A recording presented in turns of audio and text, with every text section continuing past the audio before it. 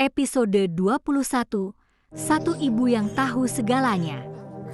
Namanya Bu Erna.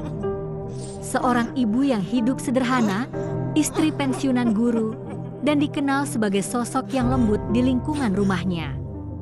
Ia tak pernah bersuara soal apapun yang viral. Tapi malam-malam terakhir, tidurnya selalu gelisah. Setiap ia memejamkan mata, ia masuk ke tempat asing, sebuah jembatan di malam hari, dengan kabut tebal, dan suara seorang gadis menangis sambil berbisik, "Bu, tolong." Awalnya Bu Erna mengira itu hanya bunga tidur. Tapi ketika mimpi itu terus berulang, dan sosok gadis itu mulai jelas, ia tahu ini bukan mimpi biasa. Itu aku. Yang membuat hatinya semakin bergetar adalah saat melihat anaknya sendiri, Genta, terlihat pucat dan murung setiap pagi. Ia mendadak sering mengunci kamar, bicara sendiri, dan menghindari tatapan mata. Bu Erna ingat, dulu Genta sempat pulang larut malam di tanggal yang sama dengan hilangnya seorang gadis bernama Vina. Tapi waktu itu ia tidak banyak bertanya. Kini, potongan-potongan mimpi yang ia alami mulai cocok dengan potongan kenyataan yang Genta sembunyikan.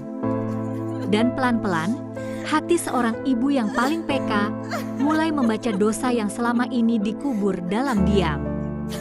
Malam keempat, mimpi itu berubah. Kali ini, Bu Erna tak hanya melihatku menangis, tapi juga melihat anaknya sendiri berdiri dalam lingkaran laki lain, tertawa tipis, memegang kamera. Ia terbangun dengan keringat dingin dan air mata, lalu masuk ke kamar Genta. Di sana, ia menemukan sebuah kotak tua berisi potongan baju berdarah dan kartu memori kecil yang sudah retak. Genta berdiri terpaku di sudut ruangan, wajahnya pucat, matanya merah. Ia hanya berkata pelan, "Aku gak ikut, aku cuma lihat." Tapi Bu Erna tahu. Melihat dan membiarkan adalah luka yang sama besar. Tangis Bu Erna pecah. Bukan hanya karena kecewa, tapi karena selama ini ia ikut menyuapi kebenaran yang dibungkam. Ia memeluk anaknya erat dengan tangan yang gemetar, lalu berkata, "Kalau kamu ingin dimaafkan, kamu harus bantu dia bicara." Sejak malam itu, ia ikut bermimpi bersamaku. Tapi kini, aku tidak menangis. Aku duduk di kursi kayu, menatapnya dengan tenang.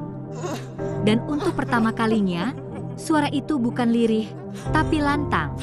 "Terima kasih sudah mendengarku, Bu. Aku adalah Vina."